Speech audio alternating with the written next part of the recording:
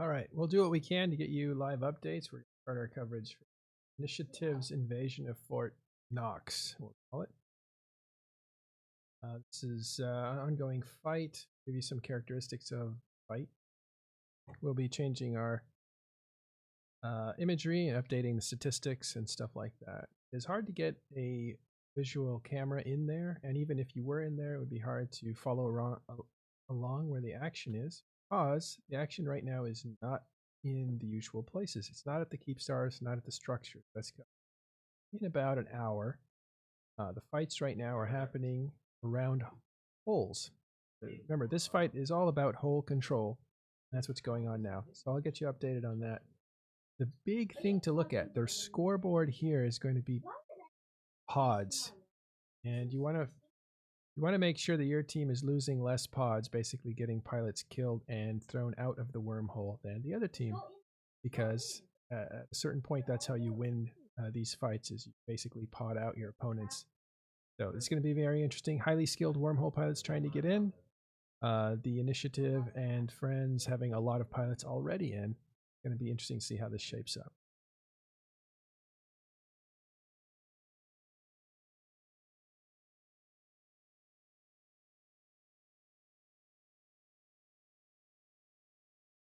Like I said, we're going to have statistics. I'll be putting them up as soon as we can. We're looking at battle reports right now to see who's killing who. The best reports right now are that wormholers tried to come in through wormhole. They've been trying to get a fleet in for a while now. They successfully did get some pilots in. I think a lot of AHACs earlier today. That was mostly Laserhawks, which are an ally to Hard Knocks.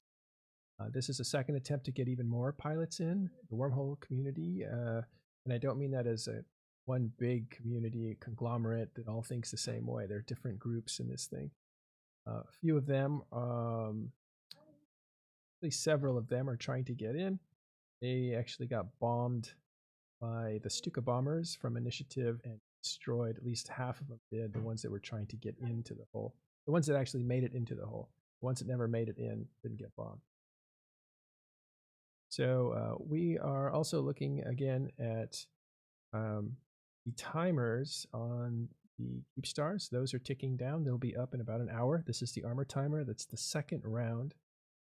That means if they can't really break in, and I'm talking about Hard Knocks and their team, the defenders, if they can't break in and get reinforcements right now, they're not going to have what they need to defend those structures, because they really need to do subcapital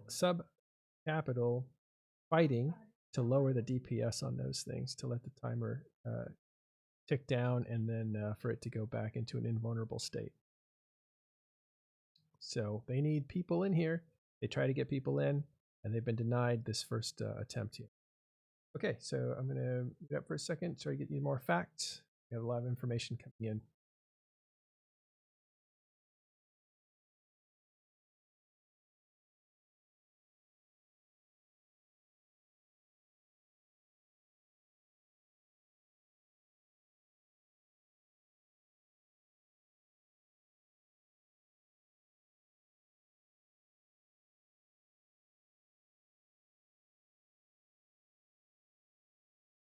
We're also going to try to get some FCs in here to give us updates on what's going on in the field. You can imagine they're busy. This is not the kind of fight that you can walk away from or even look away from. Things happen really fast, very important things. So it'll be a challenge to try to get somebody in here to tell us what's going on. But we're hoping to get someone like Sister Bliss when they have a little bit of a break. He is the leader of the Initiative. We'll see what we can do.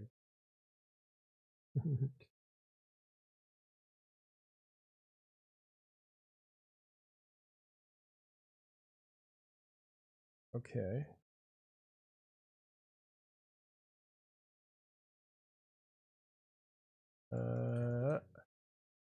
Again, trying to get a camera in there, but it is very difficult. The timers are not yet ticking down.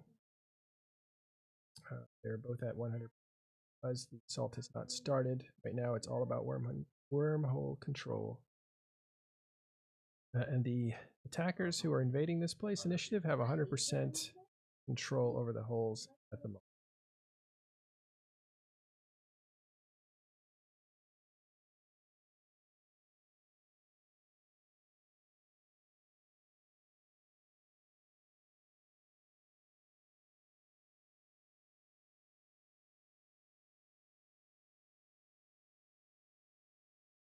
Picture of something of the fight that happened earlier. Really, this is really happening fast.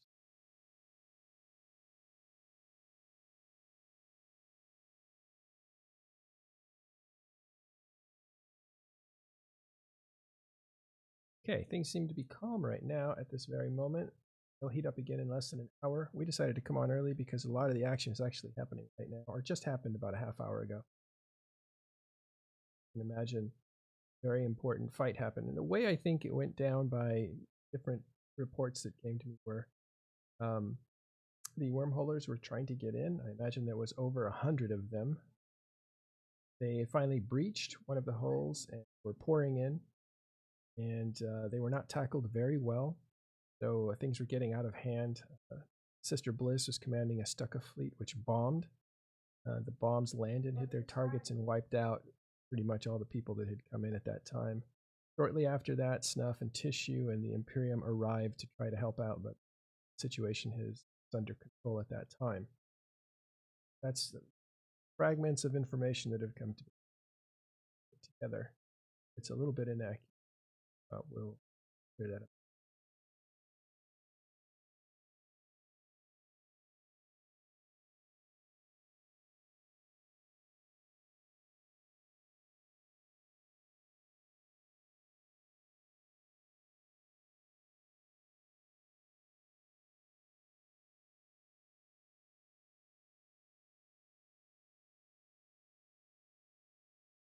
Can if you need it.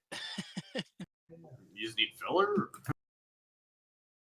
No, I mean, if you guys have some information, I have Lieutenant Condor with me. He is from Initiative, actually, inside the wormhole. I have Orion Solo. You are a from Triumvirate.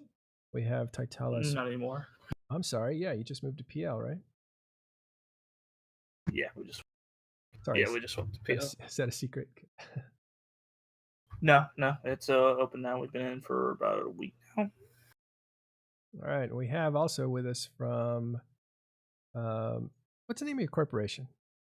Stern Grenadier. Stern Grenadier. I want to talk about your corporation in a second. We have Titalis Warden. Titalis Warden. Hey. Hello. What's it called again? Stern Grenadier?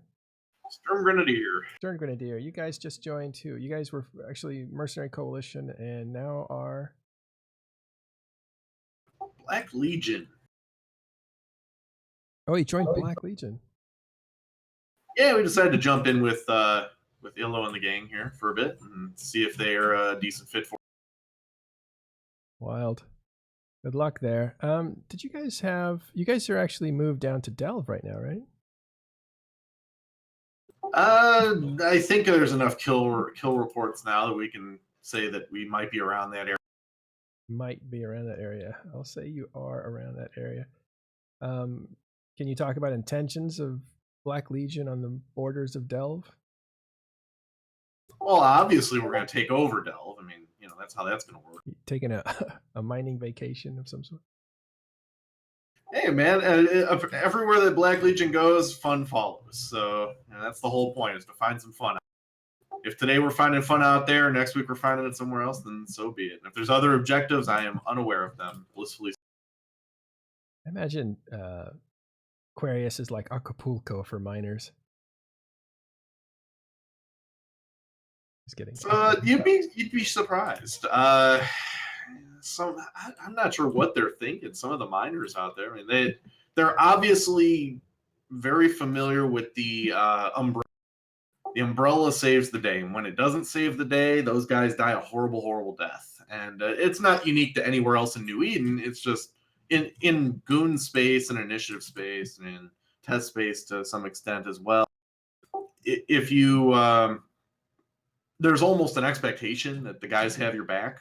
From what I understand, as long as you speak the correct language and communicate it effectively. you get into some areas of space, and it's a little less organized than that. And if you get caught, you're pretty well expected. But yeah, the guys out there, they definitely have their counters figured out, man.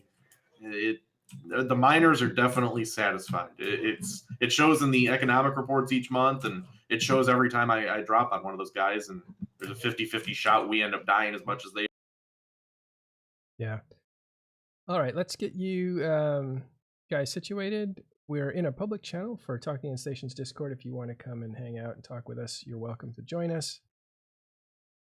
We are reporting right now on the initiative and the Fort Knox attack, which is happening. We're about to see the second timer on Keepstars in there. There are two of them. One is called Fort Knox.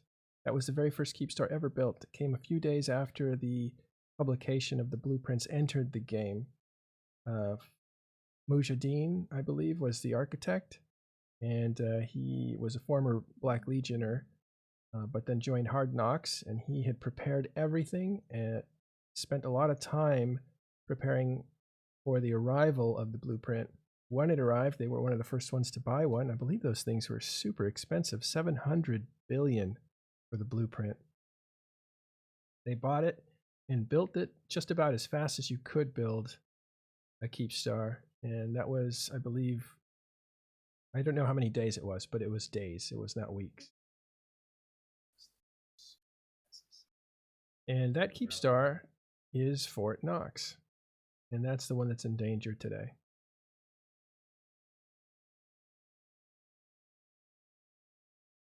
As you noted, those blueprints are pretty darn expensive. Early on, you can only count on two hands the number of people that actually afforded that thing early on, and the first couple of copies that came out were real rough to if you could find one. I'm not sure that's true entirely. There's a lot of more ISK and Eve than folks think right now. But especially even though it came out there, like you look at the MERs, you can tell the ISK is just going out of control with the Rorks and the mining and whatnot, especially in of course Delve. Yeah, I'd be kind of surprised if there was more than, even now, if there's more than maybe 40 or 50 Keepstar blueprints in the game that are actually. Doesn't seem like a high demand item. Even investors, I mean, our group thought about investing in one, and we just couldn't justify the cost. We couldn't think of enough people that would be interested in buying them that wouldn't already have the capabilities of a. What was your return on investment? How long would it taken you to pay off the blueprint? We couldn't even calculate it accurately. With 700 billion ISK blueprint, even if we were making 20, 30 billion ISK early on the blueprint copies, which people were making more than that for a little while, but it was still quite the undertaking, and we didn't know enough buyers, but we knew plenty of people who were going to be suppliers, and plenty in a Keepstar scale is 3 or 4. If I knew 3 or 4 people who were willing to invest in it, then Ryan was probably a little closer to correct. There was probably more than a dozen or so. There's probably closer to 2 dozen. You gotta think. I mean, there's just people who had reserves of Plex. I think.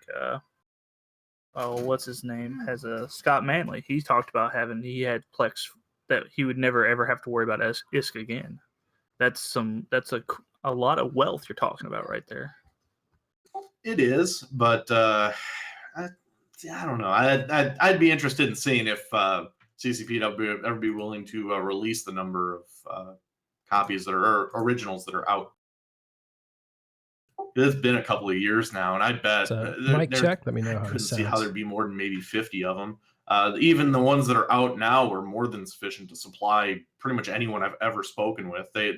Everybody I know is aware of who they need to contact if they need to get a copy, and the copies don't cost that much. The return on investment would be ridiculous at this point. Can you guys tell me what's in this Keepstar? How much wealth are we talking about? What's at stake for Fort Knox or Hard Knocks? So I'd gladly speak on that for a moment. In terms of total wealth, I don't know the number of individuals, so I can't speak to that. But losing a structure in a wormhole is an all or nothing proposition, and I bet Orion can. Well, it depends on how much stockpiling there is and how many people have been gone from the game. I mean, you could, since this stuff is most likely going to drop when it dies, if those folks don't get that stuff out of there, this could be, this will be the largest drop of ISK-wise of stuff out of any Citadel that's died in wormhole space if it dies. We're talking magnitudes of trillions, probably easily. And it's certainly the most predictable drop that will have ever occurred. I What do you mean by predictable drop? So you do a gank or something, and there's a certain amount of ISK involved. There's a certain amount of uncertainty. Will you even find a target today? I mean, you look at the kill reports on a day-by-day basis. You see a couple of jump freighters die, a couple of DSTs or blockade runners die, a few structures in low sec die or null sec, or even in high sec occasionally. But there isn't the guaranteed drop on a lot of those things. And things that do drop tend to be the ISK quantities are managed. Either by the total amount of M3 that even fits in the object we're talking about, or the risk assessment associated with it. So you don't ship 200 billion ISK worth of stuff in a jump freighter. I mean, you just don't do it, especially if you're going to JITA. But a structure like a Keepstar, you keep 50 billion ISK worth of stuff in it because the likelihood one dies maybe a month. And you can fit an infinite number of M3 in the structure. To your question there, I think the estimate is low trillion, low ball number. But the thing you also have to remember is there is another Keepstar in system, so the majority of people are probably going to evac their stuff into the other Keepstar. It'll be the people that don't have that ability to evac it that we're going to see get ejected. But we know there's faction dreads, AT ships. There was a rumor that there was a faction dread that was worth close to 100 billion IS. I don't know whether that's true or not. I can guarantee you there's going to be some very high-end items hanging out in there. It's just a matter of if this Keepstar dies. We've heard there's some tournament ships in there from former tournament players that might have played for PL or other groups. Anyone have any information on that? I don't know, but that sounds very logical. Well, I mean, just look at their kill board. Every now and again, you'll see like an imp was lost by a Hard Knocks guy in some place of space where it's evidently they've came through a worm.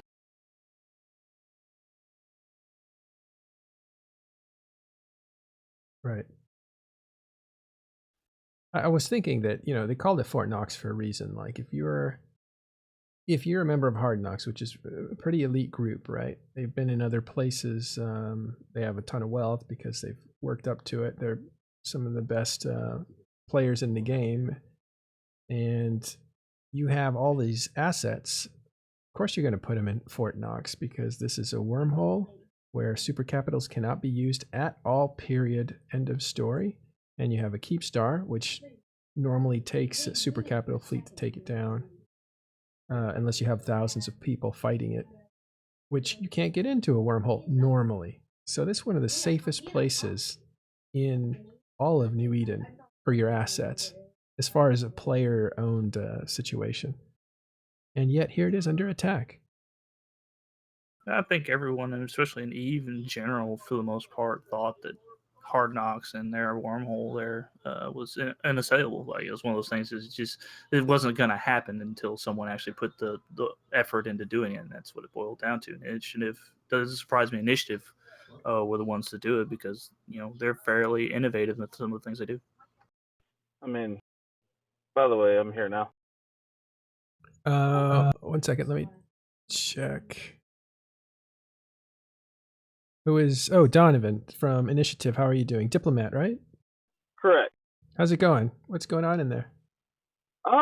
So, I mean, just to kind of touch base on what he just said, that's the thing with like wormhole space. It's never been tested. This is the first time this has happened. The only thing that's ever invaded wormhole space at some kind of scale was a bunch of loosely organized Russians. So, this is the first time you've seen an actual test of Wormhole's supposed strength and expertise, and so far they're getting swamped. Do you have any idea how many people are actually in there on either side? Exact numbers, I mean, it's kind of unclear because of local. I mean, you know, you can't really count how many are there. But, I mean, at the beginning, you see we formed quite a bit. I mean, everybody knows Goon's potential to form. On the Wormholer side, of course, they don't have the numbers we have. They just have a bunch of blingy ships that they think are going to win it. Yeah. I'm tracking down some information. Maybe you know something about this. That Horde was lining up a fleet to help Hard Knocks, and they were waiting to get some kind of entry in, and we're going to produce numbers that could equal yours. But it looks like they might have actually stopped the fleet. It doesn't look like Horde is prepared to go in to help Hard Knocks anymore. They might have stood down, they call it. I mean, they just tried one big attempt. If you've seen that battle report that's been passed around, Yeah. that epically failed. And then we're also talking about Pandemic Horde, which lately the max they come up with is like 30 caracals and like 30 carriers. So I don't think they were ever going to match what we have.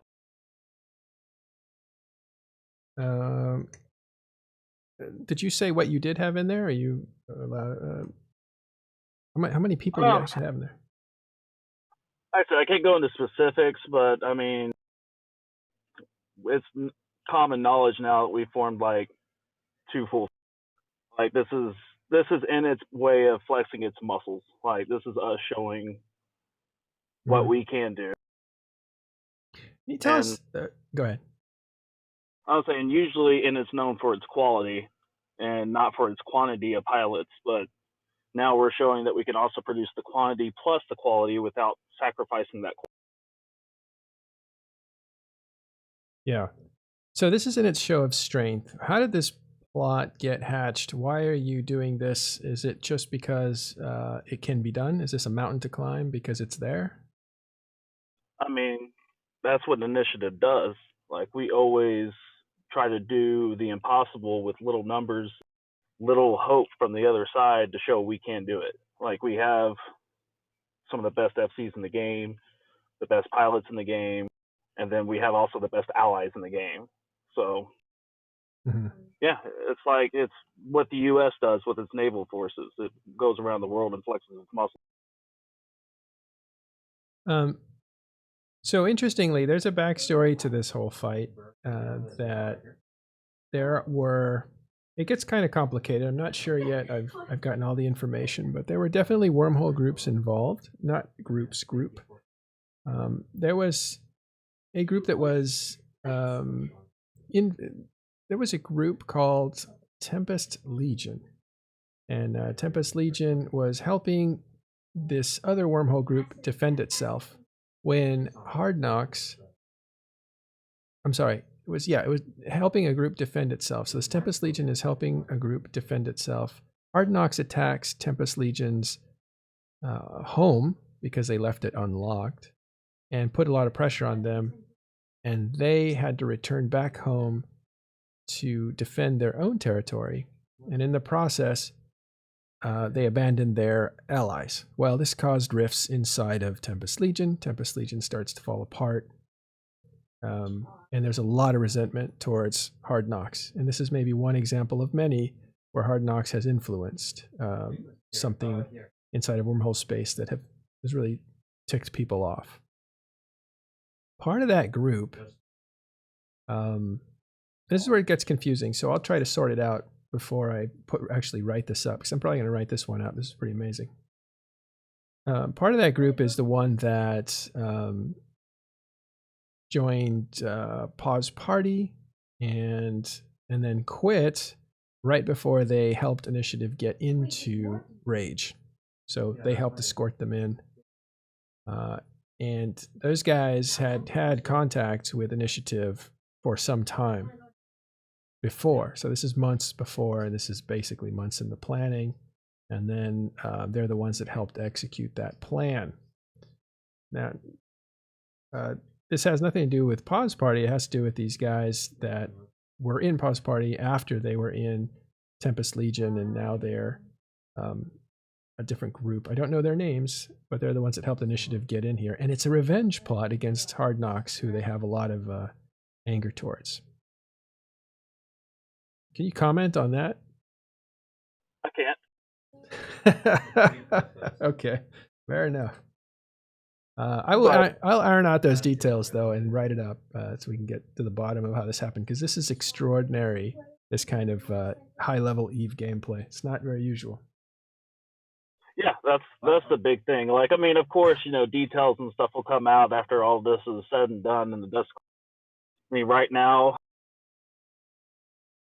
the biggest thing is just the amazing feat that has already been accomplished. Like, I mean, I like your Aztec reference, though. I think you made earlier. Mesoamerica. Yeah, like that was pretty good. Like, I mean, and it's pretty accurate. Like, you have a bunch of angry savages in a wormhole with a bunch of shiny crap. There were civilizations. I wouldn't call them savages. I mean, we're the Spaniards, right? So. Oh, the Spaniards might have been savages, yeah. Yeah. But we're the ones coming in to basically take that shiny gold and liberate these oppressed people. But no, I mean, it's interesting nonetheless. It's a great thing to be a part of for, I think, everybody that's playing the game right now. Yeah. You're pretty confident you're going to do this, right? I mean, yeah, we're going to do it. I mean, we're here. So, I mean, if you look so far, like that wonderful Serb fleet that tried to come in that battle report just massacred. Like, that's the biggest thing is I love, like, Bushido, Unity, Wormhole, Eliteness that we're basically crushing from day one. Oh, wow. This is, you're really slapping their face with your gauntlet because wormholers are not somebody that you typically like, are they? I mean, I don't dislike them. It's, the ego's pretty fat. Yeah. And I mean, if you're gonna go, flex, I guess you're gonna go against somebody that names their Keepstar Fort. Well, Fort Knox, like I said, is probably supposed to be one of the safest places in all of EVE Online. Maybe Imperium would disagree because they have a pacified empire in Delve, but this just technically was going to be a place that was very difficult to invade because you can't usually get the numbers in here. You can't if you can get the numbers in there, a lot of them, their heart won't stay in it for 3 or 4 days that it takes to do all this, because you have to be vigilant through those 3 or 4 days. You can't just come back when the timer's up. You have to have watch parties and stuff like that to make sure that you hold control over the place. And you can't use super capital, so it's really got to be a sub-capital fleet that takes down Keepstars. Now, we've seen that demonstrated in the recent past, so we know it's possible. It's happened a few times. So this looks like it's the worst case scenario for any wormhole group. It's interesting. Yeah. Go ahead, Donovan. Go ahead, Condor. I was just going to add on to that. I don't think it's like Donovan's saying. It's like we came here to try, and it's not so much. I think we're going to give it our best shot. That's the thing about Initiative is we give it the best. I can recall back in 9TAC 4, the one reinforcement timer there for the Keepstar, it was 4-1 odds, and our FCs were all pumped up to go, even though it was 4-1, because they wanted to fight. And that's kind of the attitude we have. It's not trying to be so elite. It's just we want the challenge and we're going to take Mhm. that challenge on. Yeah. So, are there other goon fleets in there supporting?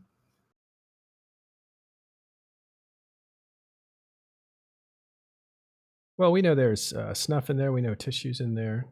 We know there is Imperium pilots in there. We don't know how many. I'm sure they won't give numbers, but I mean, it's hardly a lone initiative assault if there's more than just initiative there.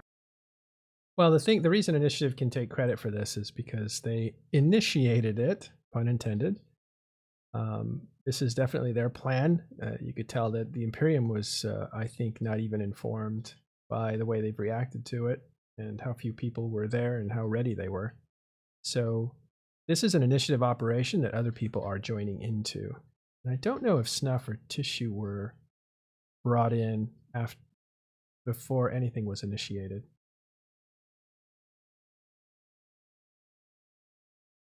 But yeah.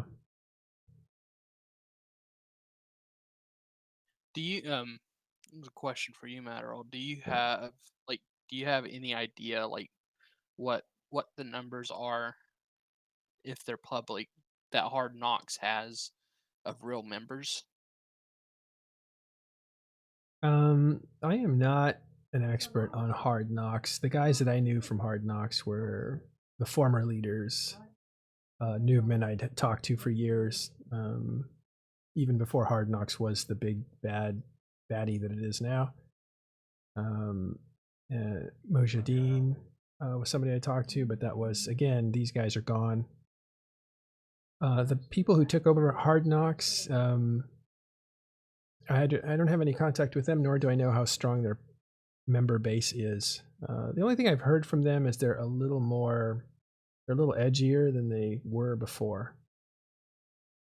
And I think they were not as highly regarded alliance-wise, like you could work with them or that sort of thing. I might be wrong because they have a very strong relationship with Laser Hawks, who actually are in there helping them defend themselves. But Laser Hawks is another big group. Hard Knocks and Laser Hawks kind of go together. There was a third group called Quantum Explosion. They're mostly Russian. And those guys were brutally good at EVE, basically, PvP, and they're the ones that basically secured C6 wormholes for renting, and they started renting those out. And if you weren't paying them rent, you were going to get rolled out. So it was a tough time. That was about 3 years ago. They were also that group. Those three: Quantum Explosion, Hard Knocks, Laser Hawks. Those were the guys that took out Brave's wormhole group called Drop Bears, I think, and they were the ones that were holding the last C6 wormhole, and they got ousted. So I gotta go, guys. Sorry I was so short, but thanks, man. Come back if you can. We'll talk to you later. I love that live from the front sound he's got going on. Yeah, total combat. Combat, right? Yeah. Good luck over there. Oh, here's another guy that might be in the wormhole. He just showed up. Hey guys, I am in the wormhole. Brisk. How you doing, man? I'm gonna put your name down. We just saw a very large number of little bees come flying through our wormhole. Oh yeah. You got reinforcements? Yeah, and we killed a lot of their reinforcements. So this is looking kind of fun. I'm kind of at the point where I'm wondering if they're gonna really put up a big fight tonight or not. If it's not the hull timer, I don't know how much they're going to put in there, especially if they've lost hull control as badly as they have with some of those fights. I mean, right now, we fought off a mixed HK Laserhawks fleet about 20-30 minutes ago. They're not used to Stukas. They're not used to the Bush bombers. And we wiped up pretty hefty amount. I want to say about 55 of those guys out pretty well and knocked them out of the wormhole. So some of their reinforcements are in trouble. I know they've got more guys in their keep star, and we're keeping an eye on that. But yeah, I think we're kind of at the point now where we're figuring 30-40% chance that they're going to take this fight tonight. So we'll see. Well, if they needed to really put up a strong defense, the reinforcements that didn't make it in were essential. So we'll see what happens without that. That was a major fight that happened about an hour ago. Yep.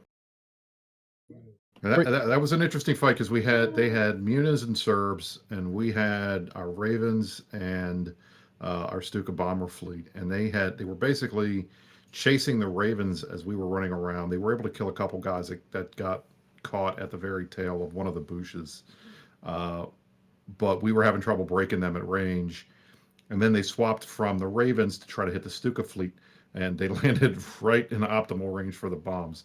And the bombs just wiped them out. So it was pretty amazing to watch that. Oh, that was that Sister Bliss? Is he the one that does the Stuka fleets? Bliss was running that Stuka fleet, and then Pando is on the Raven fleet. So we've got pretty much everybody out.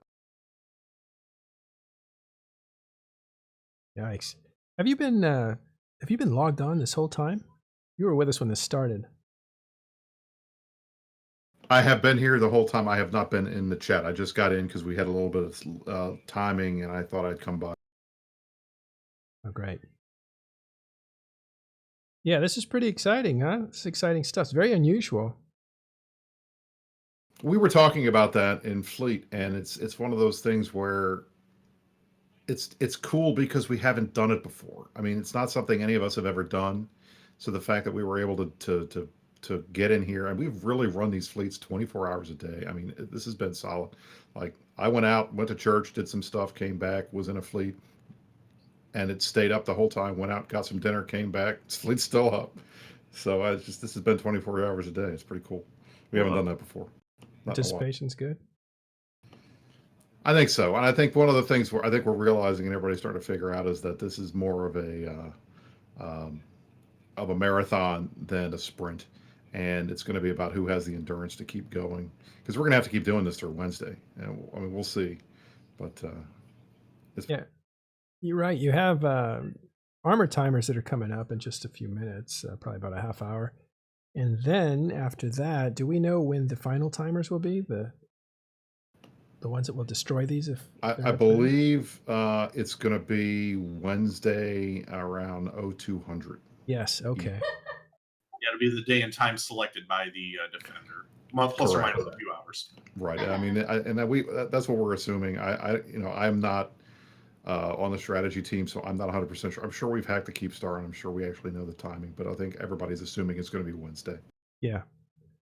Well, it's actually good if it's 0200 Eve time. To put that in perspective, that's 8 p.m. Eastern time, 5 p.m. Pacific time on Monday. That's all U.S. time zone. That's what the rumored exit time will be, but we don't know and won't know until, well, probably about an hour from now. Yeah, but the bulk of the strategy of that fight is going to be executed throughout the day. There's no way if you're planning on a U.S. time zone primetime fight, you're planning like 7 hours too late. Right. Tell us about that. Why is that? Because, like they're doing tonight, hold control is going to matter, and it's going to matter a lot. And if they cannot figure out a way to get control of the holes long enough to get personnel and maybe some assets in if they need them, it's possible they don't need the assets. They need the body. Well, I think at this point, if goons are reinforcing as hard as we probably think they are, since they have hold control obviously right now, at this point it'll be just interceptors going in and reinforcing with numbers and hoping that HK has ships for them to use inside the wormhole. Because if goons are coming in force like it looks like they are, there's no chance for the smaller groups to be able to get hold control for very long, if at all. And that's essentially how it's been today. I mean, we've managed to control the hold for the vast majority of the time. Now, that does not mean that they have not been good at getting their slippery Pete's in. They've managed to get dribs and drabs of guys in, and interceptors and cloaky ships and Helioses and those types of things. but not a large fleet. And I know that when we killed the last fleet, and what we talked about is it felt like it was kind of a desperation. We got to get hull control. We knew that they had a horde reinforcements were on the way to that wormhole chain, and we kind of stopped that when we wiped that fleet. So I mean, they're trying to get as many bodies as they can, just like we are. The difficulty is that we caught them by surprise and have tried to maintain the control the entire time. That's been tough, but so far so good. We'll see how it goes. Yeah, it's working out in your favor. I actually was worried because you guys are not wormhole experts, let's say. You guys are nullsec, so how well do you do in this kind of warfare? Do your numbers translate the same here, or is it different? So far, it's been working out in your favor.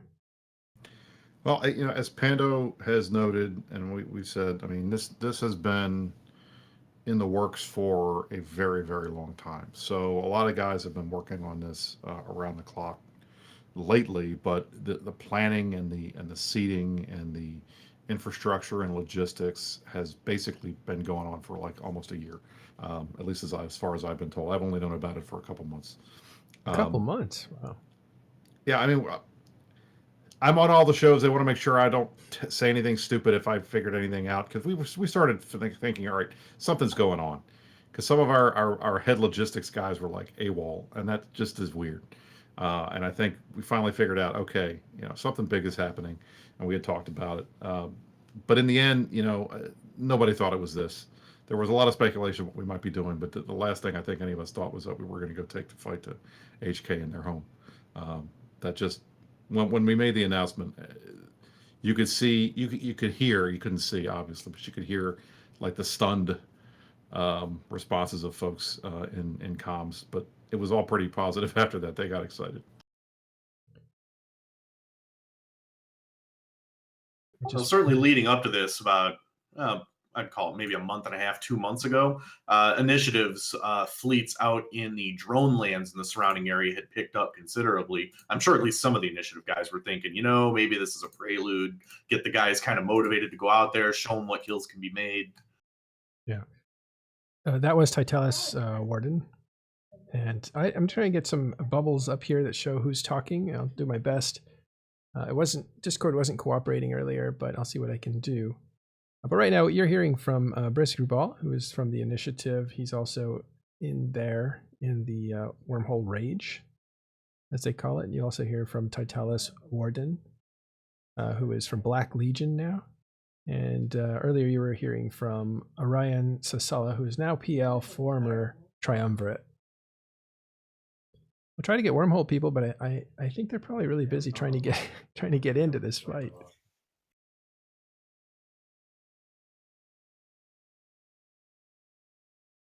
I think you're going to be hard-pressed to find anybody who's a wormholer who isn't somehow on one side or the other.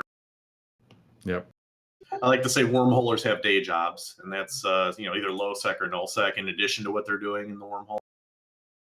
I think they're kind of upset, frankly. I get the impression that they're not super thrilled to see nullsec come in and just kind of smug around. That's the impression I get. Well, I mean, so that's probably why. Sorry, that's probably why he was doing it earlier. The diplomat from Initiative. I get the feeling we've whacked a bee's nest with these guys, but that's fun. I mean, look, and I've said this I said it on the Meta Show. I've said it on our last live show. We've got no grudge against HK or anything, as far as I know. I don't. I love those guys. These guys fight, and they're really good at what they do, and we respect the hell out of them. But hey, you know what? This is one of those impossible things that everybody's been saying. This can't be done. You can't kill Fort Knox. It's impossible.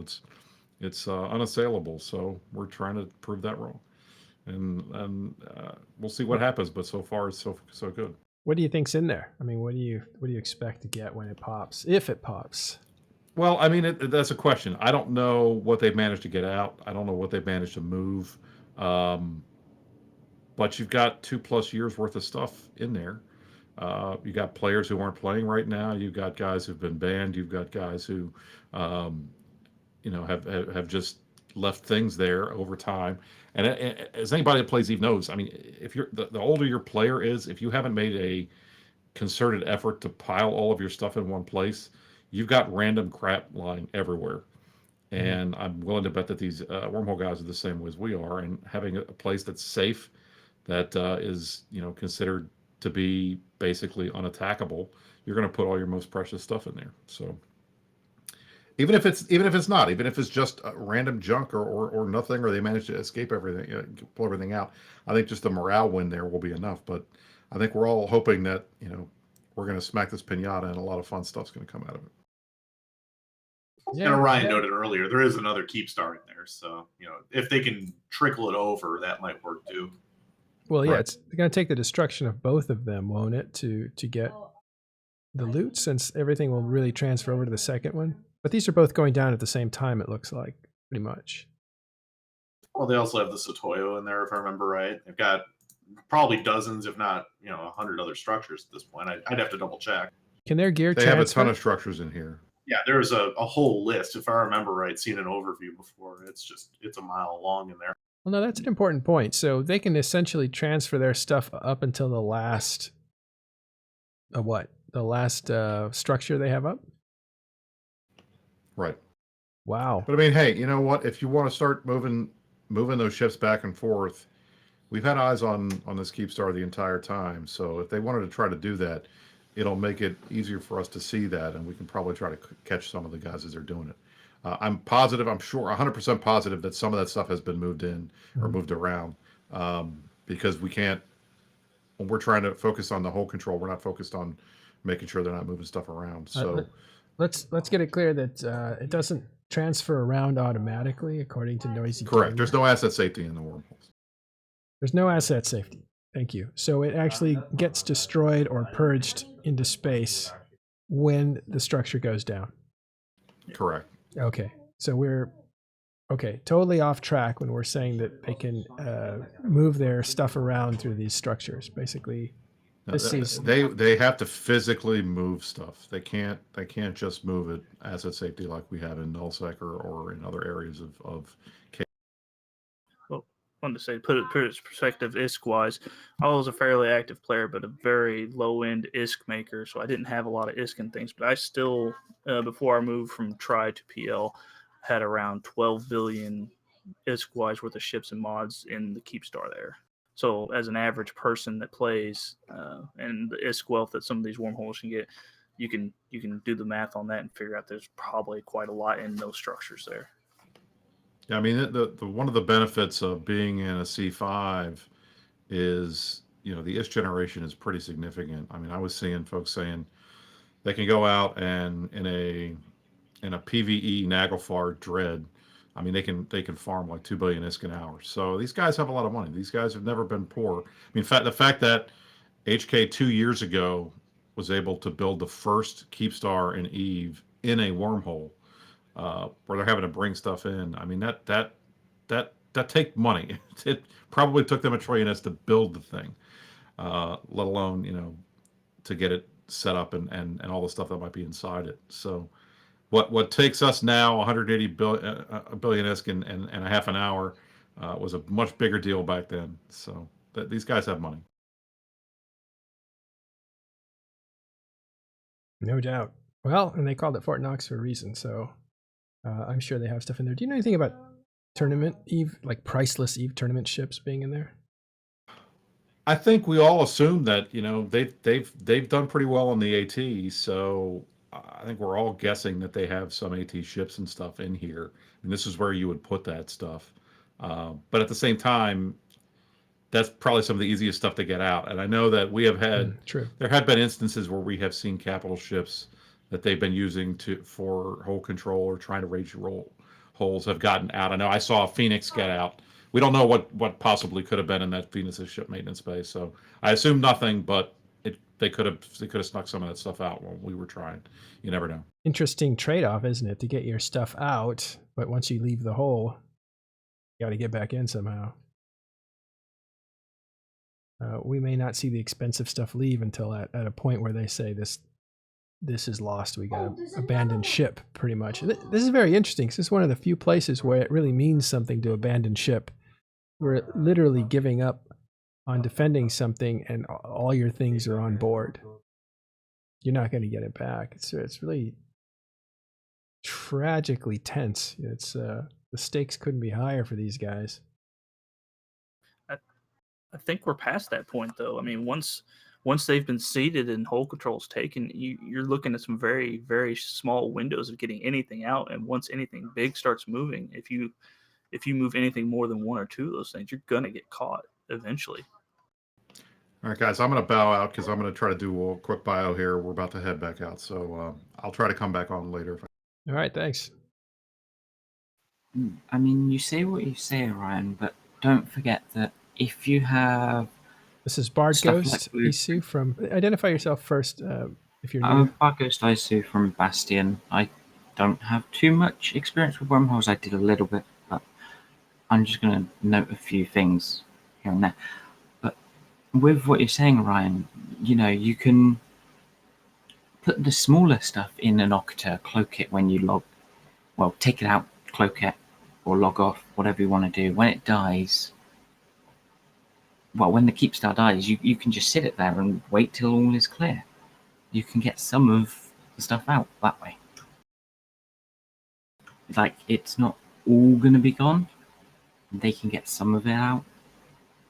They may have got stuff out already, and there is ways to get more. Maybe so, but maybe you're talking about high-end mods and stuff like that. But that percentage is going to be very, very low. With the It will possibilities be what they the have. expensive stuff. Right, it will be the expensive stuff you don't want to lose. All right, we have, again, this is the Initiative invasion of Fort Knox. Initiative has the Imperium on their side. They also have Snuff, and they have Tissues in there as well. And they're invading Rage, which is C5 wormhole, home of Hard Knocks. That's the biggest wormhole group there is. Laserhawks are in there too, trying to help Hard Knocks defend. And along with them are Pause Party and other wormhole groups like TSIDN, Scary Wormhole People.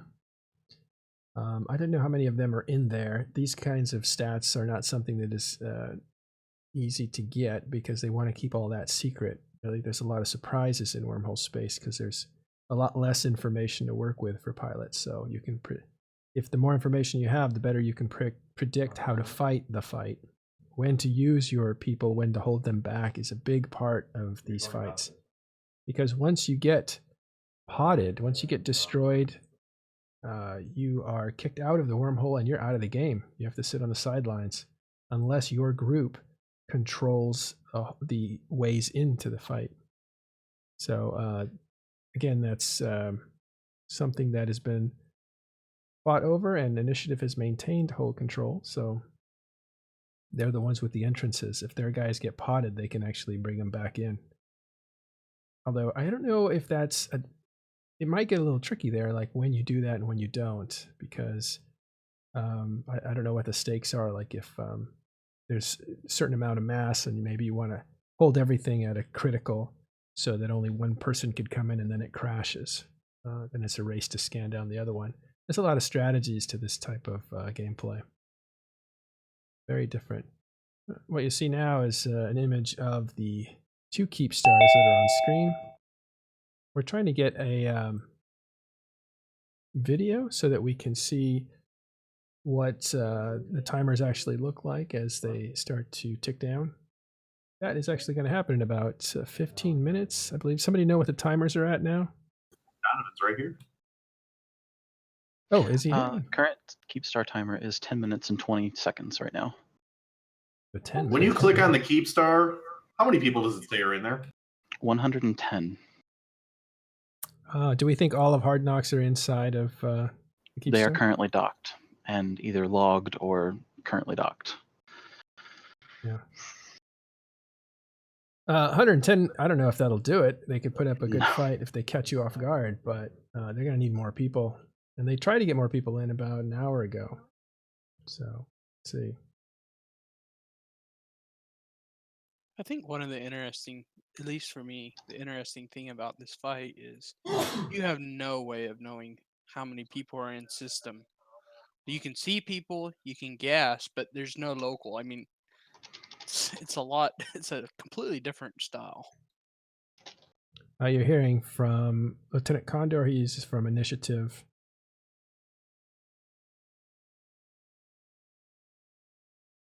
Yeah, Discord's having trouble putting the bubbles up so we can see who's talking. So I'll, again, trying to work that out. Also trying to get you video of inside the system so we can watch these timers go in real time. We're working on that. Just about got it.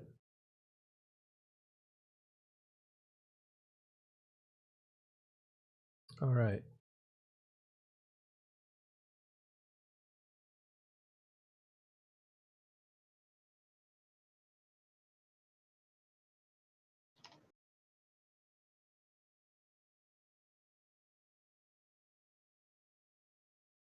So yeah, basically the initiative just has to keep whole control for the duration of this this whole thing, and it could be pretty interesting for them. And really on HK's allies to be really rage rolling to get back into the hole as things progress, because when they do actually engage in things and lose people, that's going to be another round of trying to get as many folks back into the hole. Have you ever you haven't been in situations like these, have you? Not in wormholes, but I mean, I've went through CO2 losing their Keepstar. Oh, that's right. Triumvirate losing their Keepstar. That was a hard fight, was it? Yeah. I was probably probably 8th FC in line during the CO2 defense, and they were just, you could watch all the people on my watch list FCs down just disappearing, and then it got to me and I was volleyed off by like I think 300 max. Wow. All right, we're about to bring on an online camera. This is actual footage now. So we're looking inside a Rage. We have the Keepstars that will be attacked in about 15 minutes. It looks like 7 minutes. Yep, ticking down 7 minutes. It doesn't look like 100 people that are docked in there are going to be able to hold off this this attack. So we expect that it will be successful in Initiative's favor, and it will lead to a dramatic final timer.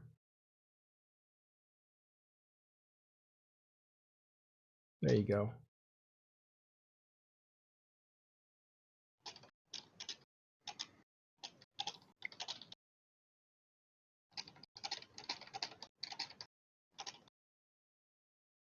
Somebody is keying up. Let's see. Laser. Oh, sorry, that's me. Let me change that real quick. Yeah, push to talk if you can. Donovan is back. How are you doing? Doing good. How about y'all? Good. Looks pretty quiet. Yeah, I don't foresee much of a problem. Yeah. I think the real action was a little while ago, right when we got on. Yeah, I think that pretty much stopped them in their tracks for this. Yeah, it's probably a demoralizing moment because at a certain point they might have had the support of another nullsec group, Horde, which would have put. They are a big group, right? Thousands of people belong in Horde. In fact, CO2 just merged into Horde, so even CO2's in Horde. But Yep, Goblins just posted a ping today announcing that looks like 5 corporations just joined. Yeah, Horde is growing, and these are not just your typical new groups. These are, some solid corporations, I think, going in there. So Horde's emerging, and they were going to supply some Capsuleers to help defend this place with Hard Knocks. They were not able to get in, and that fleet has since stood down. Goons have not turned this into a full-scale deployment, although fleets are coming from Delve, aren't they? That is correct. That's Maverick from Goons. That is correct. Hello, Maverick. So it's not a full deployment because it's happening so fast, but you have, how many fleets do you think have come this way? We have 6 to 7 full fleets. Full fleets, 6 to 7 full fleets total, or have come lately? In total. Wow. So we should see this. They should see the size of the attackers in a few minutes. If they all log in for this timer, we can see how many people they actually have in there.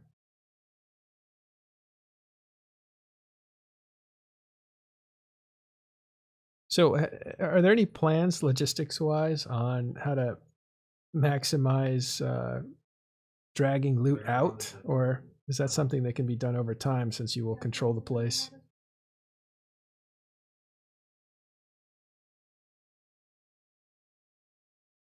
I think that one falls under OPSEC. So you do have plans, but you can't talk about them. My guess would be they'd have a Citadel, Fortizar most likely set up to where they would just move the things there, then move at their will later. That'd be the simplest thing to do, I would think.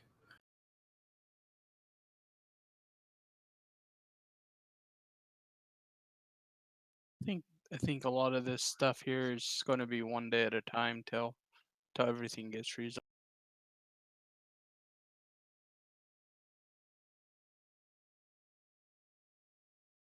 I don't suppose if they reached out, there would be any kind of diplomatic solution. They could arrange some kind of treaty. You can send, about 7 trillion ISK to Razor Clear and we'll stop. Ha.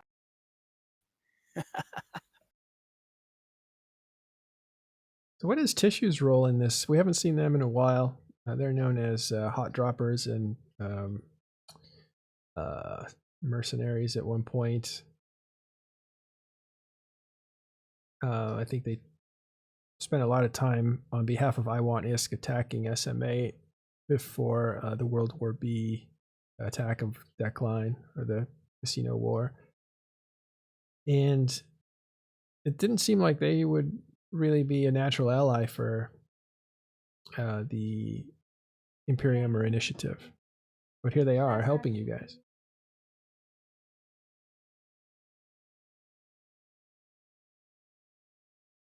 All right, we're down to 2 minutes. It doesn't look like there will be any resistance for this timer. There will be a final timer on Monday, and we'll bring that to you live.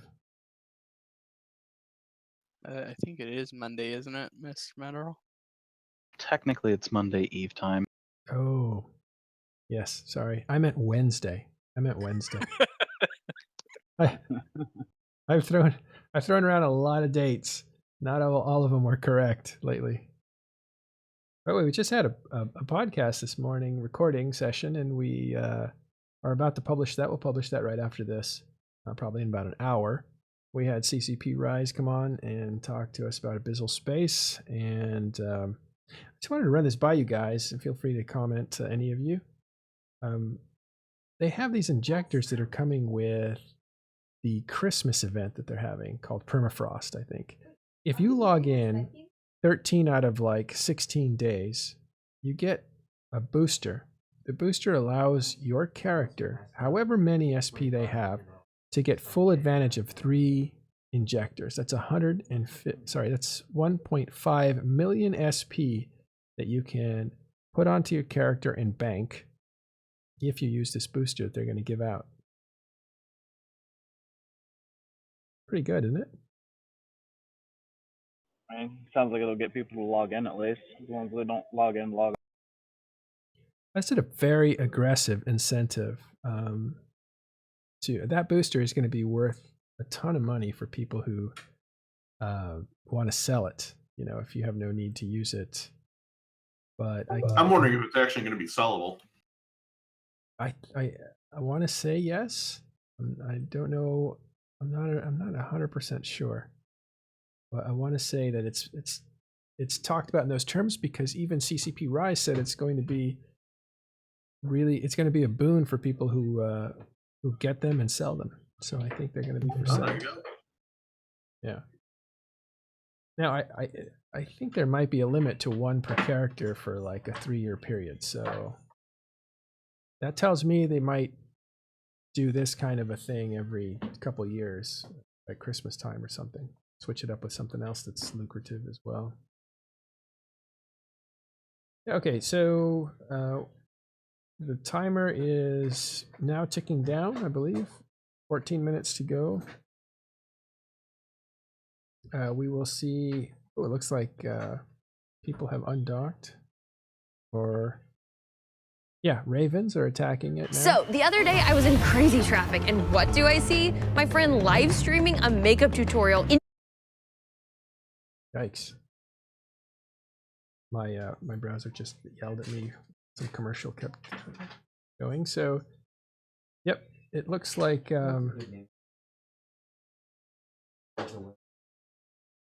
okay, now it's paused, so the damage is being applied. All right, so for those of you that have never seen a Keepstar fight, that has 15 minutes.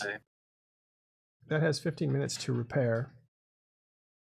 If it reaches 15 minutes, it actually goes into an invulnerable state and you have to start all over. That would be a big loss for initiative if they can't really take the armor plating off this thing before it ticks down to 15 minutes. 14 minutes and 10 seconds now. However, it is now paused because if a certain amount of damage is applied to the Keepstar, that timer is paused and locked until the threshold for damage is not met.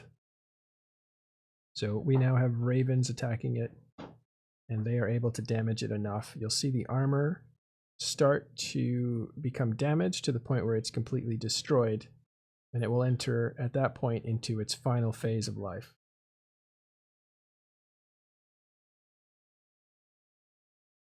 What's interesting right now is it doesn't look like they're putting up any defense. They aren't really undocking any kind of massive fleet to fight this at all. It's just looking like they're trying to use the Keepstar's defenses to kill off as many ravens as they can. Yeah, that Keepstar will be fighting back. We have images of earlier on the first phase of this, the Keepstar was fighting the ravens to some success. It killed 7, I think. Let's see if I can grab a picture of that. And this was something that happened earlier. It's just not happening now.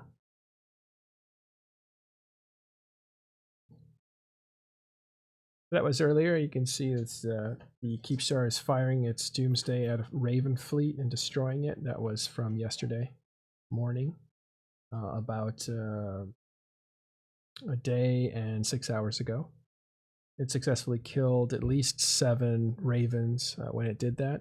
Now, Initiative, in order to defend against that, they don't want to lose ravens. Those are their DPS ships, so they stick high-mast executors, which are cruisers. They plate them up and make them really mass concentrated. So the electricity will go to that ship, which is much cheaper and not as useful here, instead of knocking out one of their ravens. So that was earlier today. We'll go back to looking at the Keepstar live.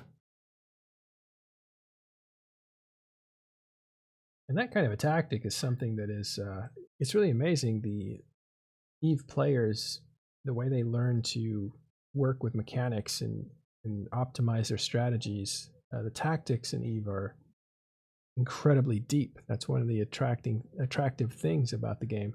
It attracts players that like Counter-Strike.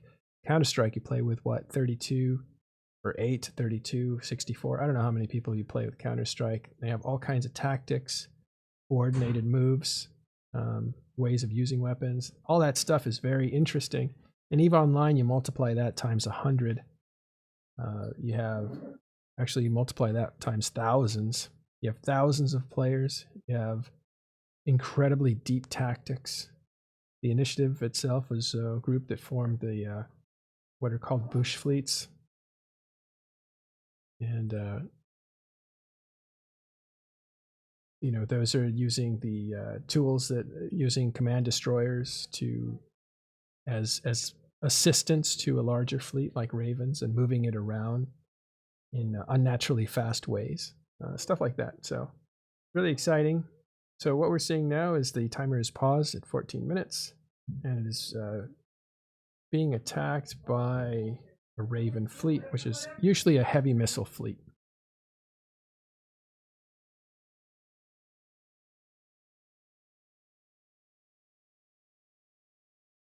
From the looks of it, Hard It's like Knocks only one. are not going to resist this stage of the fight. Go ahead. Sorry, the first Keepstar Doomsday that went off looked like it only killed about one Raven. It was interesting. I don't know how it could only kill one. Were the other ones out of range? Not sure. I saw the Doomsday go off, but I didn't see but one wreck, and now that wreck is gone as well. From what The bombs will probably Brisket clear Rex off. Sorry. From what Brisket explained, it killed one Raven and a bunch of the Doomsday Sponges, which are basically designed to take that hit. Because what you're seeing on screen, if you see the bomb icons flying around, when initiative bushes, those bombs will just keep continually trying to follow that fleet around. So that's what those small little brackets are, following the Raven fleet around. Yeah, it looks like there's probably 5 or 6 of them following the Raven fleet around. In reference to that DD, it looks like they DD'd a Raven, so the Raven dies, and then the bounces to the highest mass ships, which aren't Ravens anymore. It's a zigzag. It's a smart tactic, using the mass differences there to make sure they don't lose very many Ravens to something like that.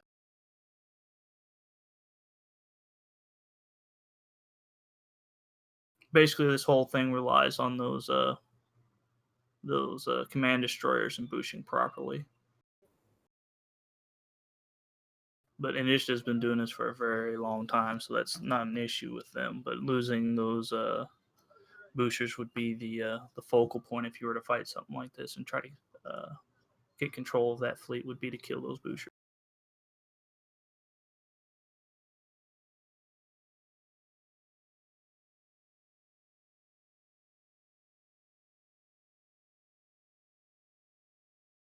But yeah, looking at it, I don't suspect there's going to be a fight at all here. Imagine they're just going to try to gather allies and wait for that final timer and see if they can make something happen.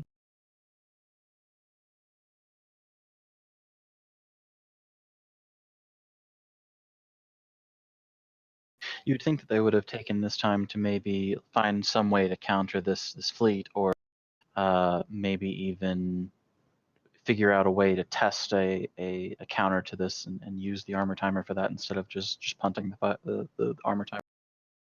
Well, they tried and they got blown up. So Yeah, That's true. I think they lost their ability to respond during this armor timer when that initial hull control fleet coming in got waxed.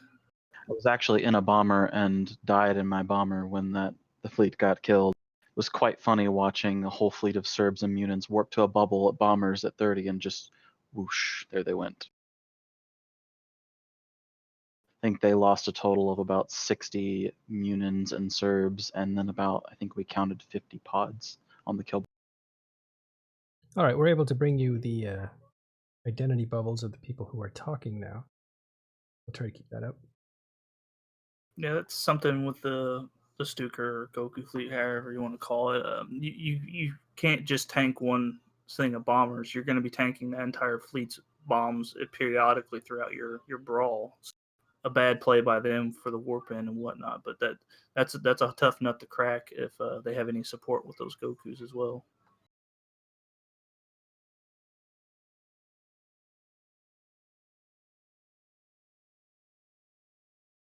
All right, I think we've overcome, through the help of friends, some hurdles. We've got a visual, real time on Fort Knox. It's being destroyed at this point, at least the armor phase of this being destroyed. There will be a final phase happening Wednesday if this is successful today. The timer actually slipped a little bit. It's now at 13 minutes and 16 seconds.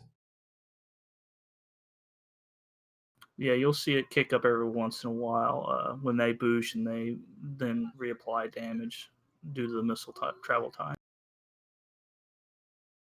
So they're applying damage, they reposition, and then continue to apply damage. So it will slip continuously while they reposition. If they don't do that, they could get destroyed by what weaponry are they in fear of? It looked like a minute ago that there were just so many Citadel bombs that had piled up behind them that they needed to get out before those got super close to them. Because if all of those go off at one time, that would be pretty devastating, I think. So that's probably why they had to. Yeah, that's the one thing. The Doomsday and the bombs are going to be your ship killer for this kind of thing. There's too much there to you can't launch fighters from the Keepstar and do anything with those for it to be worth anything. Yeah, they're too long range to be able to go out that far with the fighters. They would just kill them. Yeah, in order for them to stop this, you've got to get on top of that Raven fleet and keep them from moving around. Which in and of itself is nearly impossible with all the command destroyers and the micro jump drives on there. Yeah, it's not impossible with all the support there. Even if you get on top of the Ravens, there's enough there to clear off whatever you get on top of them.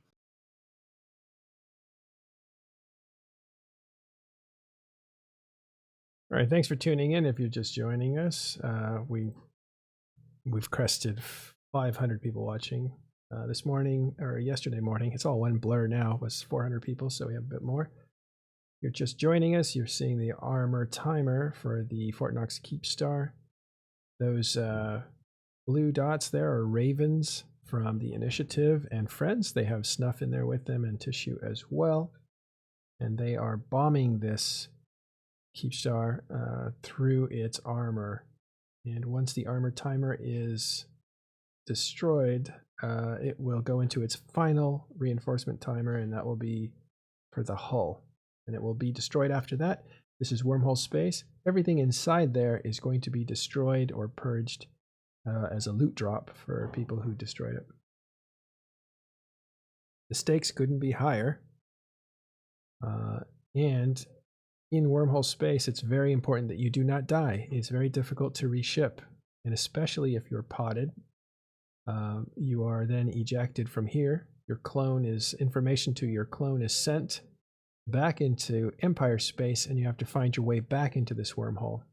That's okay if you control the gates. It's not okay if you don't. So hull control is a big part of this whole engagement. It's essentially a 3-day fight because you have to be vigilant. You have to set up watches. You cannot go away and come back later. That's not how fights work in wormhole space.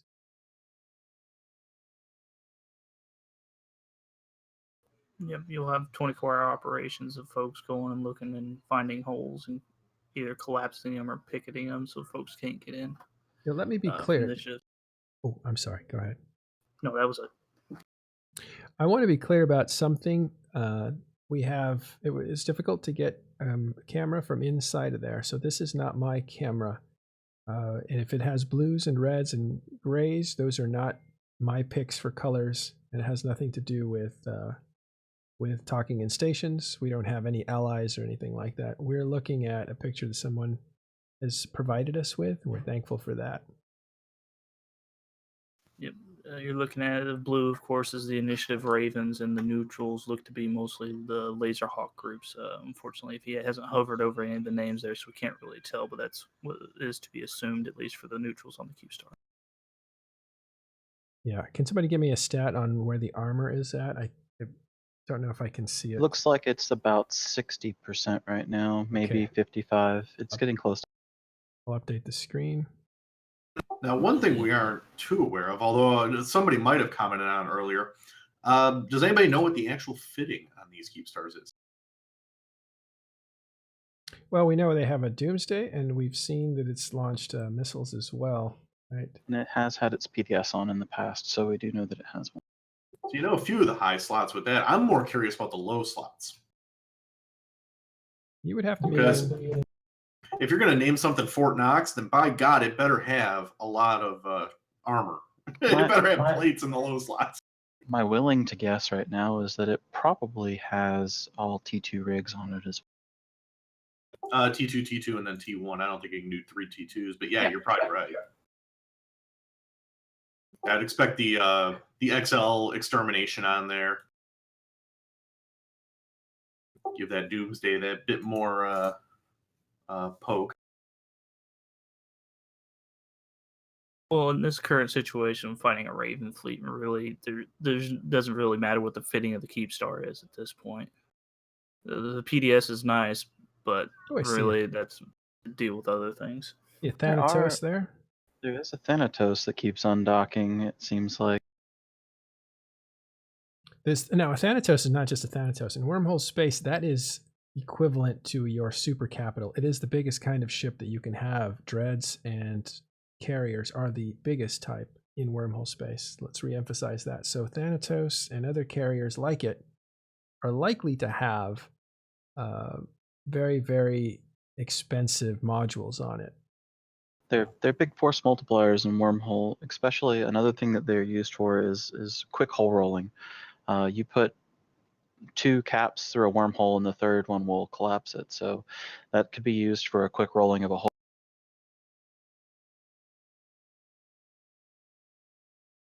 Yeah, there are all kinds of utilities.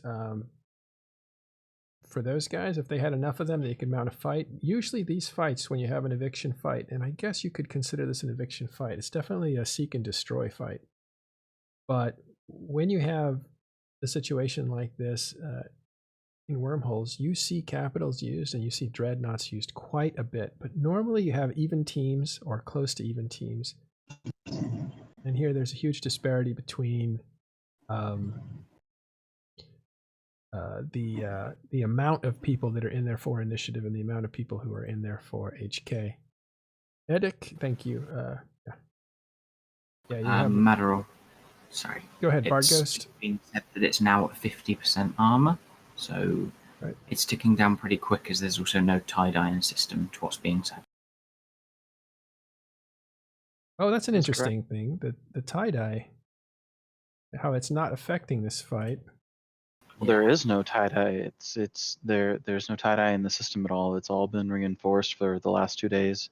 So there hasn't been any. And there's not really any large, like I said yesterday or the day before, there's not really any large player-on-player battles going on. It's really just one-sided versus this Keepstar. So there's not really a two-sided fight going on here. So there's not really that big of a reason for there to be much tie. Yeah, with the numbers that are here, it's not that big a deal. Usually, when you start seeing a lot of tie-dyes, when you start getting the fighters launched, like if, say, Hard Knocks were going to dock a bunch of carriers and launch fighters, that you would see an immediate stack up of at least initially of tie-dye.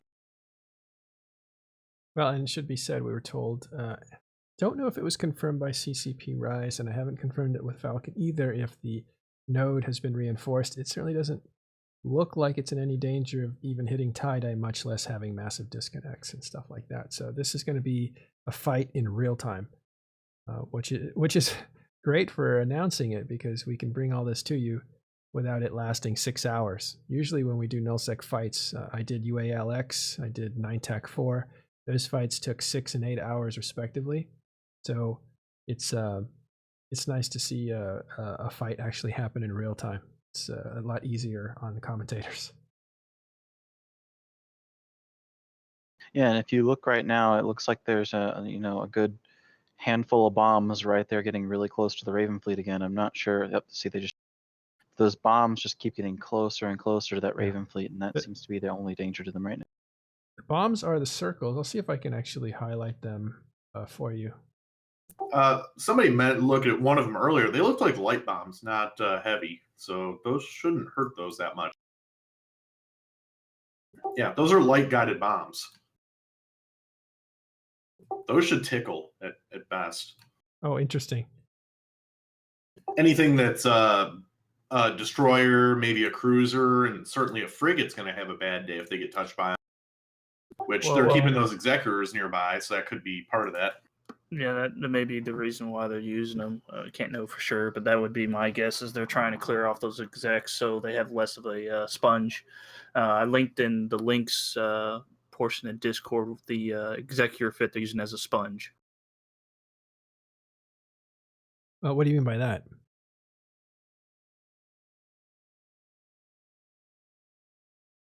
Well, if you look at it, they've got the Higgs anchor rig on there, so that's what's giving it its extra mass, so that DD tracks to those executors instead of the Ravens.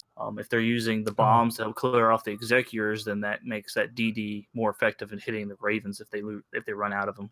Okay, I'm sure they're keeping those ABs on. That's 100 MN AB. Yeah, we finally have some numbers coming through. Interesting to see. I'll have to try to figure out how this breaks down, but we have 172 Ravens, 158 Cerebuses. Those are armor. No, those are shield hacks. And those are heavy, basically assault cruisers. You have a lot of bombers in there. You have about 80 bombers. And I think Goonswarm brought an Ishtar fleet. You have about 50 of those. They probably also have a Jackdaw fleet, which is about 40 of those. So those are the major numbers. Mostly in here, you're going to have agile ships for fighting, and those are going to be the hacks, heavy assault cruisers. But here you have some battleships and stealth bombers. Stealth bombers are able to deploy torpedoes, which do a good amount of damage for structures. Since the structures aren't moving, they get all the splash damage. But if you throw a missile at a ship that's nimble and quick and small, all the blast doesn't affect it, so it's mitigated. But for structures, they have no mitigation. Yeah, someone brought up a good point that those light structure bombs would also be affecting the boosters as well, since the destroyers and whatnot. But the execs being there to tank the DDs as well, and as act as Logi, it's not going to do much. Even with all the bombs landing, I don't think it may be scary, but I don't think it'll be the end all be all of it.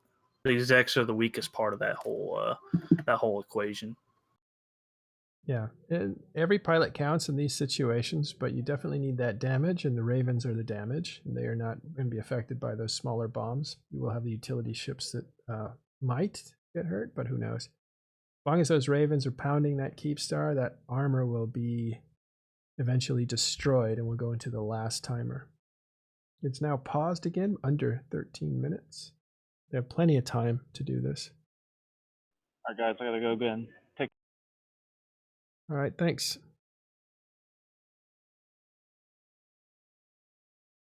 Sorry, I'm back. Great.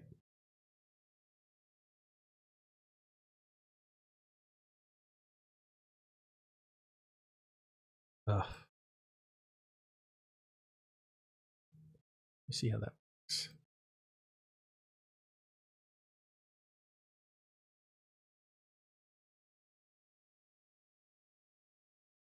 There you go. It's fixed now. Yeah, I was getting I've been texted all day, and I forgot that my camera, because I had to do a workaround, will, oops, switch out. Oh, we can hear some sound. Thanks for telling me that. All right, looks like this is going to go uncontested. It's not surprising. You really have to pick your fights, so I'm not sure it's a good idea for them to try to win something they can't. Curious question here for the rest of you, but this thing doesn't feel like it's has the extra armor plates and the lows. It feels like we're going through the armor pretty quick. I haven't really been timing this. I'm not sure how long the timer has been out for, but usually at damage cap it takes what, 20 minutes to go through a timer? I think it was 24 for a Keepstar. Yeah. For they're Citadel in all general. the same. Yeah, I'm sorry. I meant in Citadels in general are all 24, if I remember right. This feels like it's not plated, but they're not reaching damage cap. I would expect that. The damage cap on this thing is going to be, what is it, 150,000? Yeah, they're not hitting damage cap with those Ravens. There's not enough of them. Oh, Doomsday just went off again.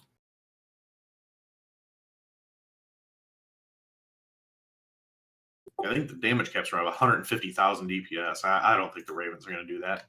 Those might be kicking out 500 each, maybe 600. It looks like there's also some Tengus hanging out at the top of the Keepstar there. from the angle, it looked like there was Tengus possibly being there as well, and that would be a way to help try to mitigate some of that as well. Would be to bring in Slippery Pete's and try to pick off command destroyers.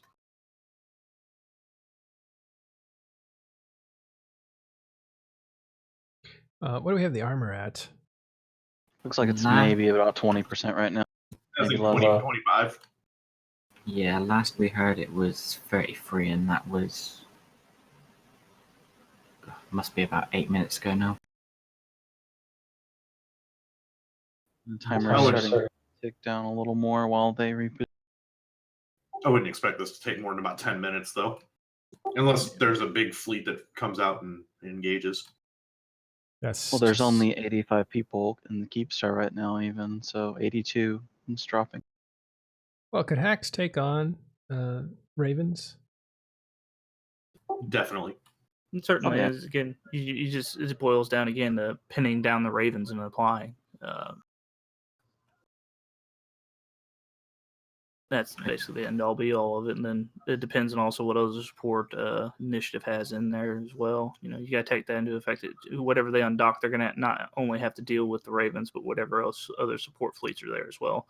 Hence, probably why they're just not inclining to try to engage anything right now. So Brisk has just confirmed for us it's now 22% armor. Okay. And someone brings up an interesting one in stream chat with regards to the rigs. He believes he counted 9 pods warp off, which would indicate that they may have the Tech 2 Doomsday.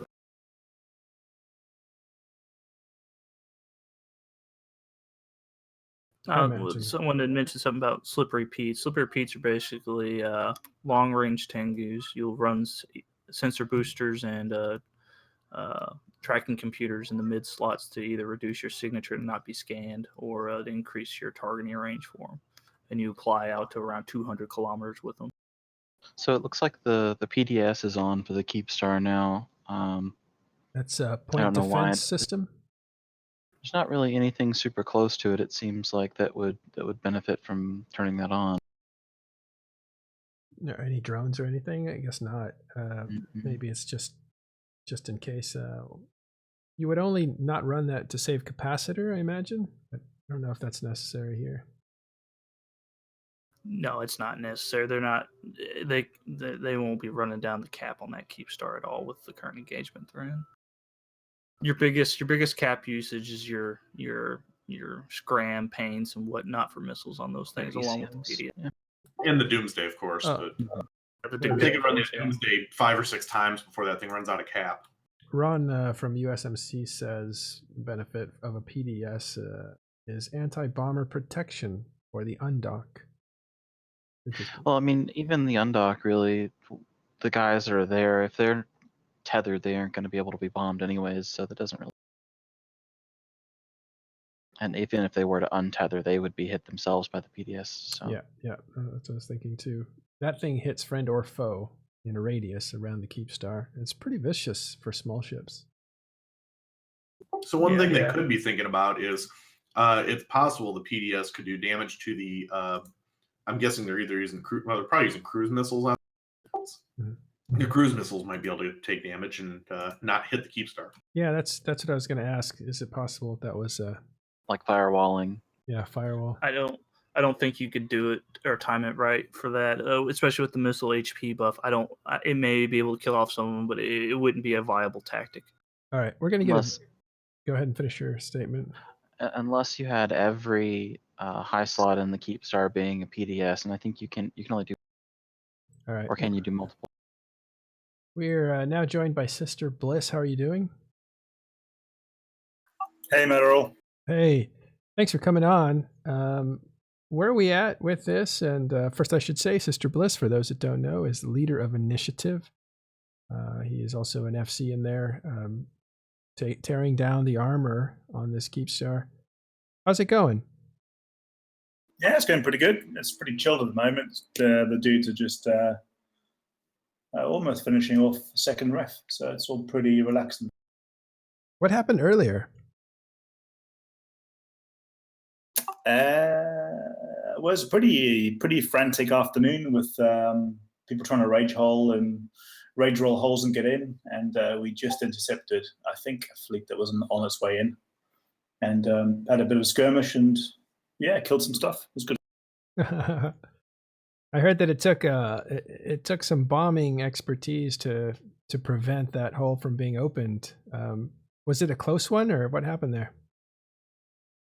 Yeah, it was pretty close. I don't really. I was. I think. I don't really know whose fleet it was. I think it looked like a combined Laserhawks and. To be honest, I don't really know who all these dudes are. Combined Laserhawks and looks like Knox Moon and Surf Fleet came in to take control of the hole, and I think we heard there was another fleet on the way, so we had to quickly scramble and go in for a bit of engagement. Yeah, we just took in some Stukas and some Ravens, and yeah, got some lucky bomb runs off. Yeah. So you actually stopped it, prevented them from coming in. How many do you think you killed there of the enemies? I think I can't remember now. I think it's about 37 bill kills. About I don't know. Mm-hmm. I'm not sure actually. You have to. Yeah, well, we can look it up for later. But that was really the important for them, right? They needed to get more people in here to help defend this thing at this point. Yeah, we aren't really that familiar with the mechanics, but I guess all this raid rolling and getting people through the chains and stuff, it takes tons of effort. So yeah, we were quite lucky to stop that from. So you're someone I can ask that might be able to say, but what went into the planning of this thing? We'll probably do. To be honest with you, I'd take no credit whatsoever for the planning of it. It's basically a bunch of guys who most people probably wouldn't have. Actually, it's not quite fair. Actually, probably some of them would be. Some people would be familiar with, but a lot of the guys who did all the prep and the planning are relatively low key, and we'll do probably a big expose towards the end. And no matter what the outcome is, we'll probably do a big write up and just show all the work those people did, and it's probably going to be quite an interesting read for everybody actually. But now there's been people putting a ton of effort in. It started off as a bit of a solo or small group project, and then it kind of grew a life, and we grabbed hold of it and tried to make it happen.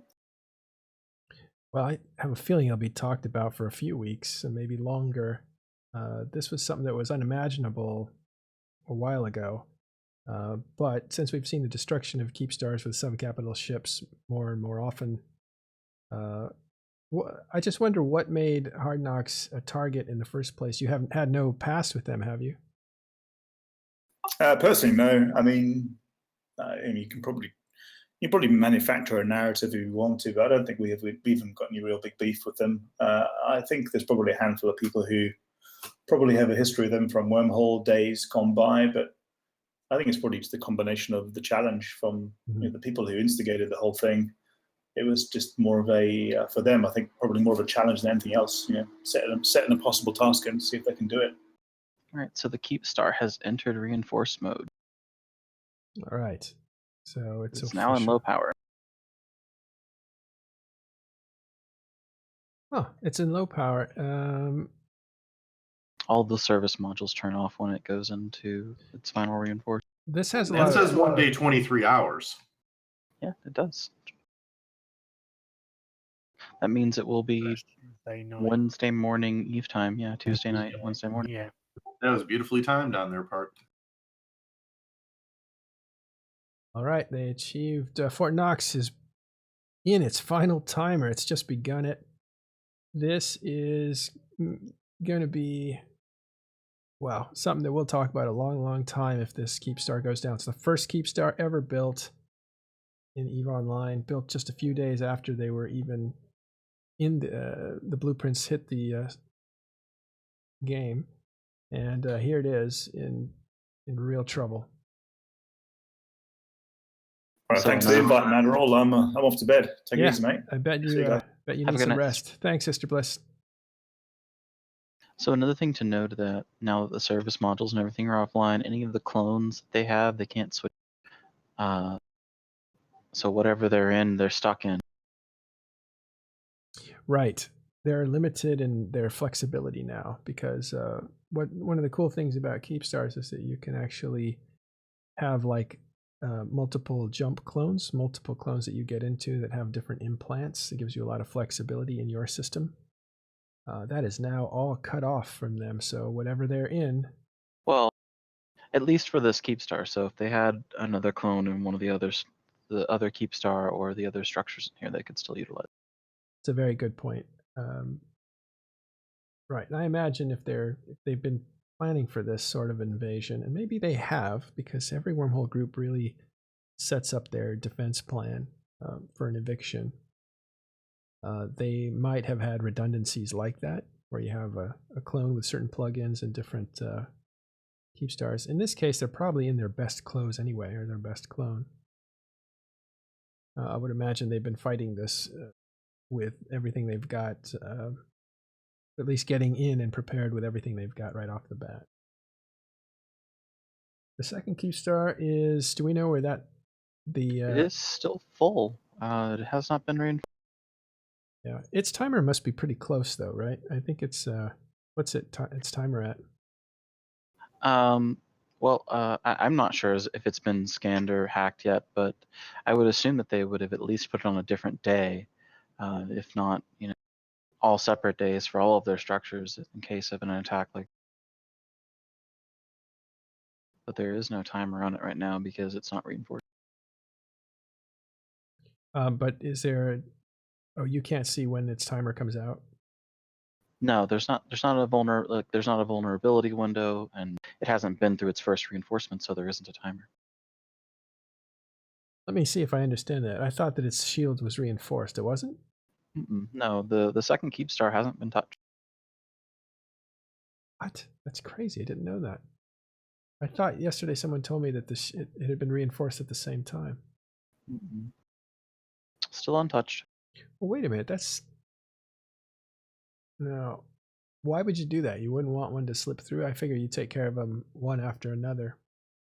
Well, it's an interesting tactic. I mean, it could go both ways. If you kill the first one and wait for the second one after that one's done, then that would be less time less chance for them to practice on more battles, I guess, to try and counter, whatever you have in the wormhole. Less opportunity for them to get rid of anything that you have, to be able to kill any of your pilots and get your pods out. Yeah. Also note, if they were timed for the same time and they both came out at the same time on their final timers, you could end up losing one timer while fighting the other. Indeed.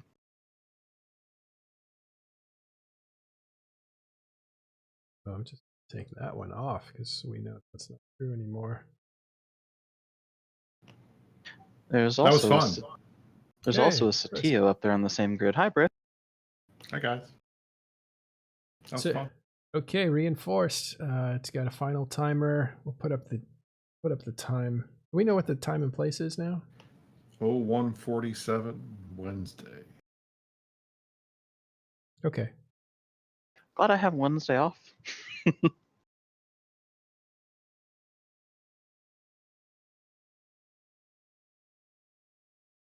How'd it go, Brisk? It went well. I mean, it went basically the way I think we were expecting it to.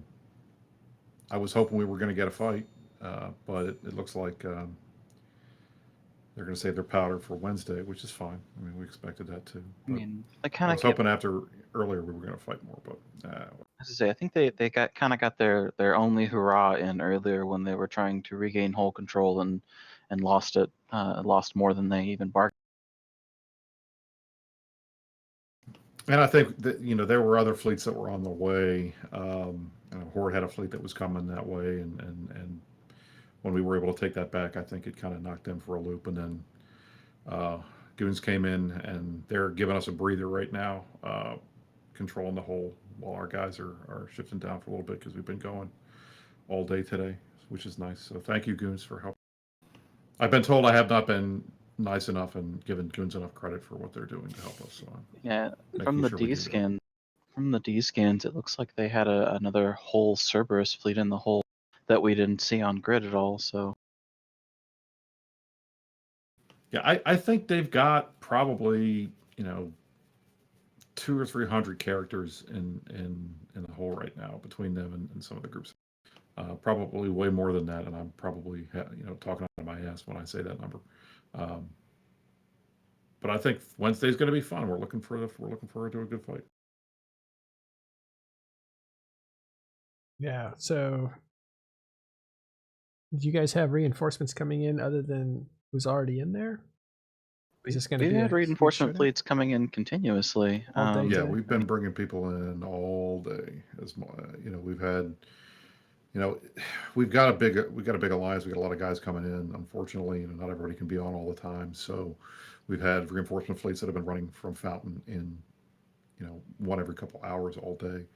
Goons came in help. I know they had Asher and the guys came in, and they're right now doing hull control. And I think they had a pretty sizable fleet, probably a full fleet that came in with them. So we're trying to get as many friends as we can to help, just like HK is trying to do the same thing.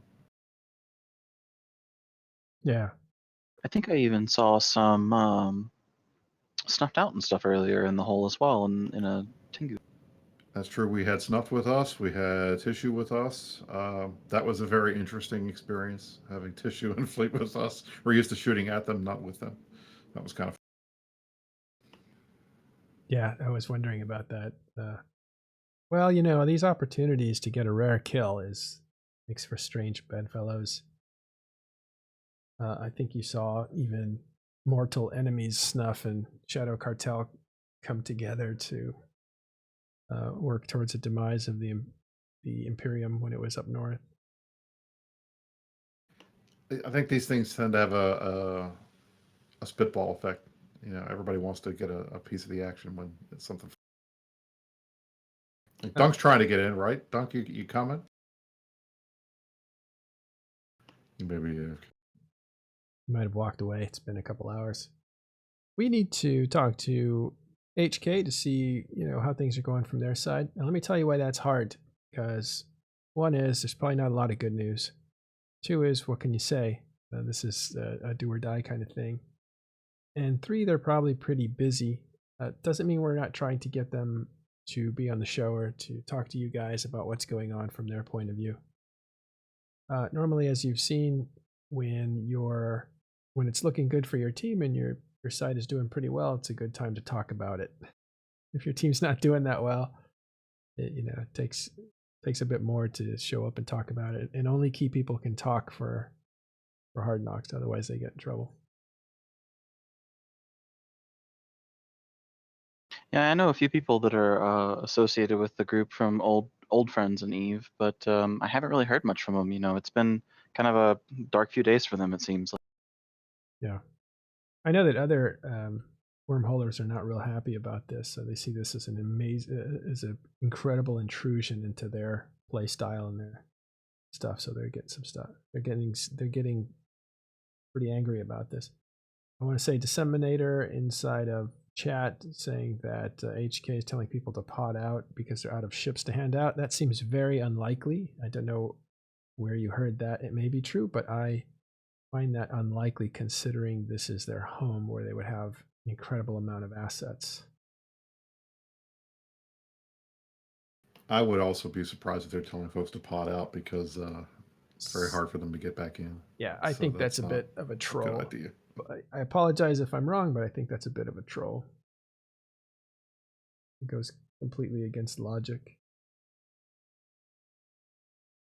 Oh, yeah, Brisk, this is a question from Modus Vis. Why didn't you guys reinforce the other Keepstar, the one called Unassailable Wealth? To be bluntly honest, I do not know.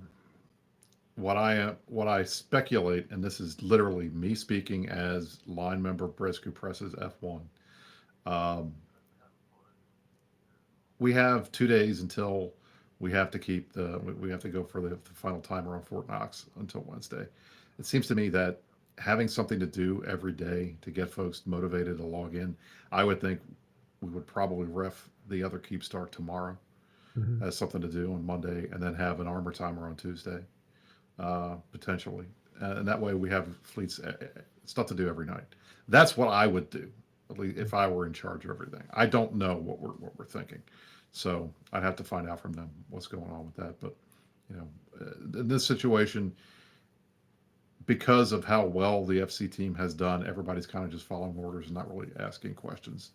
So we'll find out, hopefully in a couple days, if that's the strategy. But if not, I don't know. I can't answer that question.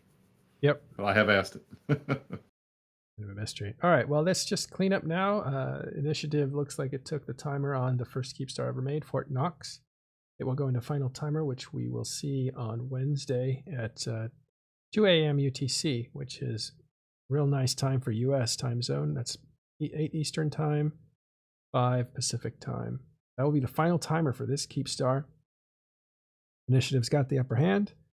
Goon Swarm is now, or Goon Swarm of the Imperium and their allies are now going to set up night watches up until that point to make sure that they control all the entrances to this system and to choke off reinforcements for Hard Knocks. And that's all the coverage that we're going to have tonight. We'll be back to do live coverage for the final timer. Look for a podcast just recorded earlier this morning. I'll wrap up this segment here, this live coverage for an hour and a half, and put that out as well. All this on talkinginstations.com. You can subscribe to the podcast of the same name, Talking in Stations. I want to thank you guys for showing up. Brisk, Sister Bliss that's not here anymore, Donovan, and all the guys in this channel. You guys really help fill in the blanks. And I also want to say thank you very much to everybody in chat for giving us information and for informing each other on what's going on in there. And I want to thank the person, I'll keep him anonymous, that put up the video for us. It really helped to see what the Ravens were doing as they were jumping around avoiding the bombs and stuff.